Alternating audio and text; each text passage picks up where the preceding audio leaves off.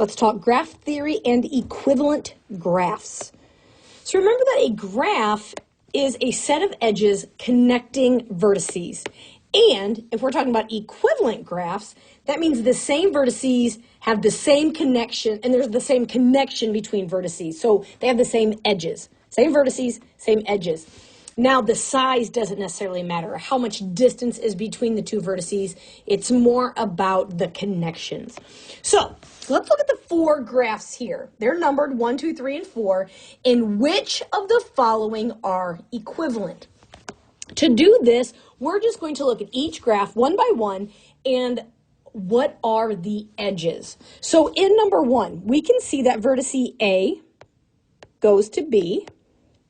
Vertice B after A goes also to C, and B goes to D, and C goes to D. So those are the 4 edges that we have here. Now when I go to number 2, in order for 1 and 2 to be equivalent, they have to have those exact same 4 edges. So when I look at 2, I can see that A goes to C, and A goes to D, and B goes to D, and B goes to C. Those are not the same. So I know 1 and 2 are not equivalent. Let's go to graph 3. So A goes to B, and then B goes to C, and B goes to D, and C goes to D.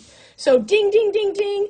I can see that graphs 1 and 3 are equivalent because they have the exact same 4 edges. It doesn't look exactly the same, but the 4 vertices are the same and the 4 edges are the same. Okay, let's look at graph 4. So A goes to D, B goes to C, and C goes to D. That's it. There's only 3 edges, so that doesn't work. So graph 2 and graph 4 are not equivalent to anything else, but 1 and 3 are equivalent because they have the same 4 vertices and the same 4 edges.